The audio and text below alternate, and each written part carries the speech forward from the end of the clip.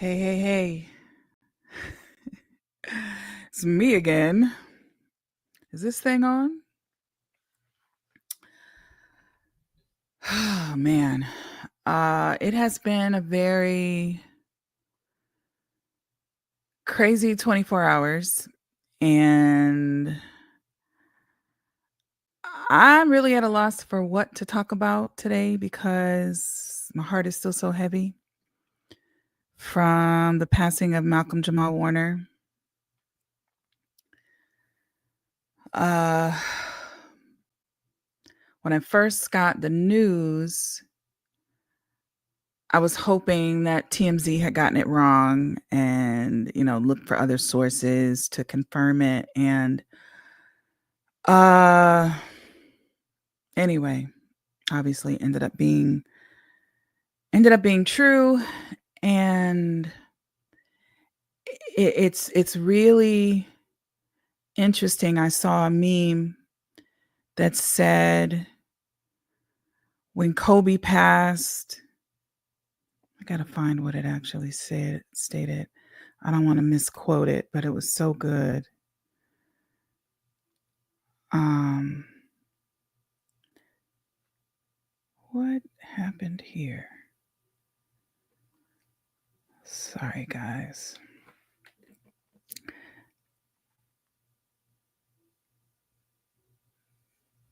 This is very strange. Uh, okay, it obviously doesn't want me to say it. Anyway, I don't know what the first part says because it's blocked, but the first part says when Kobe passed, it hurt because I'm just going to fill in the blank because he was an icon.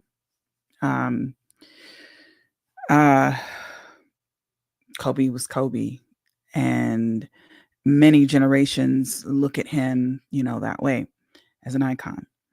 And then it goes on to say, when Chadwick Boseman passed, it impacted us because he was a hero. Um, he was a hero for a lot of reasons. For me, of course, as an entertainer, just an all around good dude. I didn't know him personally, but I have friends that were close to him, and the consensus was he was just a solid guy that looked out for people. And I always talk about the fact that, you know, having gone to Howard and, you know, practice in the same practice rooms as he did, he and Taraji we were actually there at the same time with Chadwick. I was not. But the fact that we walked the same halls, the fact that we all went there for the purpose of achieving greatness, achieving excellence, exhibiting excellence. And of course, he did that and more with every role that he took.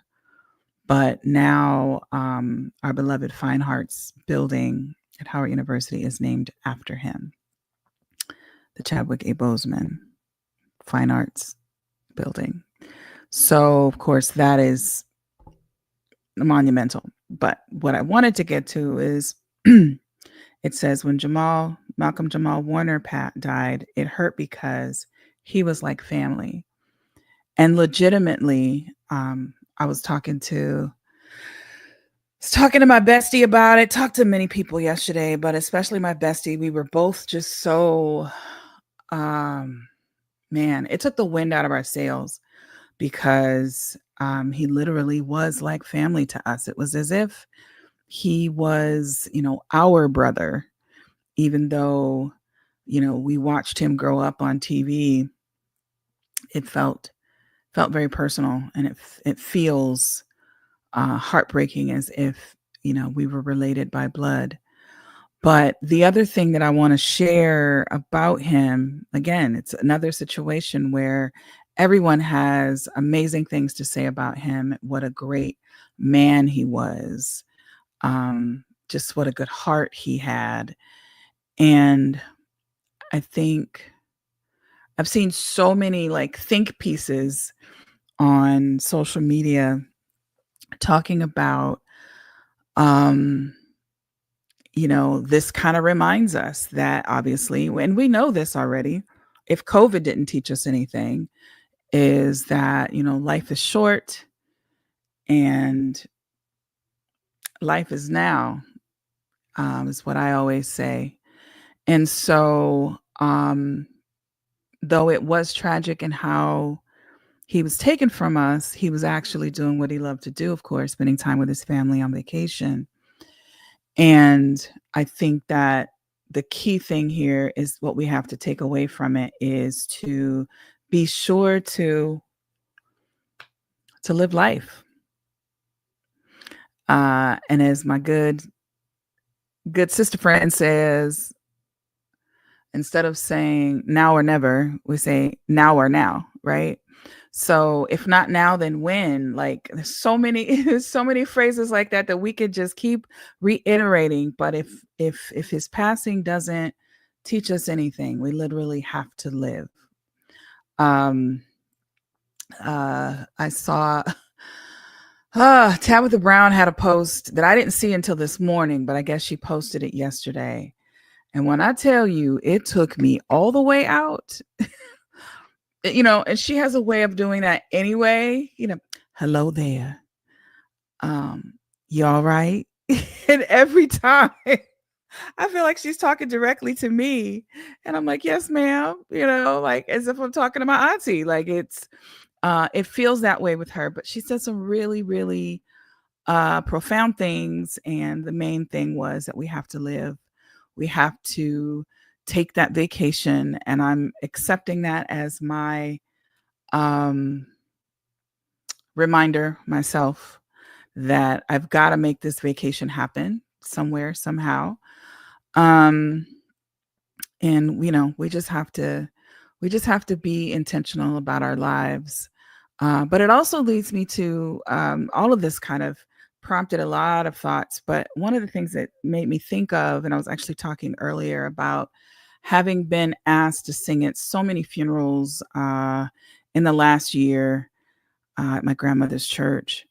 And, oftentimes it's the family that makes a decision about what they want to hear in that moment. My bestie and I, though, we sat down and made our list of songs that we want sung at our funerals. But what's crazy is, listen, I haven't even been working on Miss Tab's voice, but I'm gonna get there. I'm gonna get there. But and thank you for tuning in. But I was talking about, singing at these services, and they asked me to do certain songs, and singing at funerals is tough. It's tough. And I've mentioned it to my I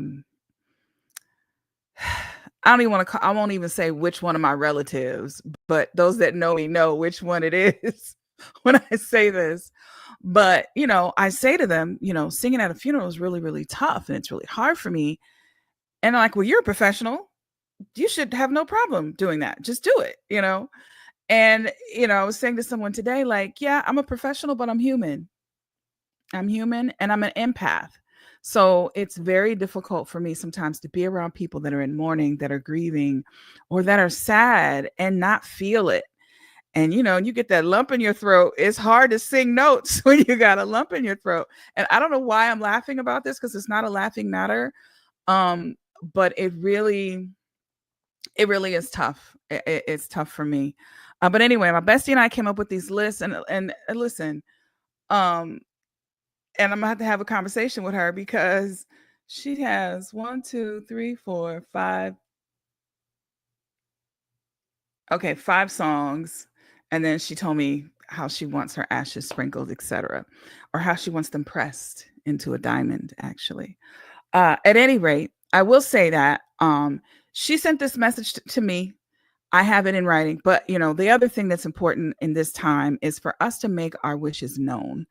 I know this is like a weird topic for a mostly music themed channel, But I think it's important for you to make your wishes known. I've also experienced some other situations where no wishes were made known, and so it's left to whoever's behind to make those decisions. And sometimes it's not even what that person would truly want if they knew this is what was going on. At any rate, going back to the song, she's got 5 songs on this list, and I'm like, first of all, bestie, you're not even gonna hear these songs. You know, why am I doing a full-on concert at your service, first of all? And you think I'm gonna be able to get through singing a song for you at a service? Man, I don't know. I don't know, man. I think to this the last 24 hours has forced me to like really think about this. Obviously, we've had this list going for years. I think I was supposed to send her a list. I don't even think I gave her songs. Well, maybe because I don't want her to sing in my service. Oh my god. That's the other thing. I'm sorry, bestie, when you see this. Yeah, just play the song. I don't want you to sing it necessarily, you know what I mean? And that's for both of our sake, you know what I'm saying? Because I care about you, and I care about I care about your feelings, because they might get hurt if you do decide to break down and sing one of the songs that I select. But at any rate, I'm trying to find humor in a really heavy in a really heavy time. Um, I am grateful for the people that are in my life that help me either find the humor, find the joy in some of the toughest moments in life, but also just that, we woke up today. We have the opportunity to live today, and so anytime you wake up, let's make the pact that we will do everything in our power to live, not just exist. Because when your legacy is examined, like, what would you want it to be? What would you want people to say about you? And hopefully, when our time comes, people will come back and say, you know what, she was a good person. She lent me her pencil one day in school, or whatever it is. But even those small things, they matter. And so I was going to attempt to try to sing one of these songs, but now I'm she catching strays for real, and I wasn't trying to I'm gonna have to send this to her and apologize profusely. I wasn't trying to get Bessie to, catch any strays tonight. But this topic, got my juices flowing. And I love her dearly, and I know she knows that. But yeah, we might have to narrow this list down a little bit, or maybe just play them at the service, because then maybe I got it wrong. Maybe she just wants me to play these songs, because if she wanted me to sing these songs, I don't know if that's possible. I know one of them is "As" by Stevie Wonder, and that is my jam. Matter of fact, I think I'm gonna close out tonight with just a little bit of that, because you can't go wrong with a little bit of Stevie Wonder. I'm only gonna play a little bit because I'll probably get emotional. But yeah, that's the jam, man. So on that note, to recap everything that I've rambled about today, be sure that you have your wishes known, that your people know what you want. You write it, put it in writing so people will know. The other thing is, be intentional about how you spend your time. Be intentional about the people that you spend your time with. So oftentimes we get caught up in, the drama and different things that are happening around us, and we have choices. We have choices to choose peace and choose the people that keep peace centered around you. And if they're not bringing you peace, then see ya. Like, I personally don't have the time or the bandwidth to deal with that. So I encourage you to find within yourself to make sure that you protect yourself at all costs. And on that note, you have a good rest of your day, and be good to each other. You know that true love asks for nothing. Is the way we pay. All right, y'all. Love you.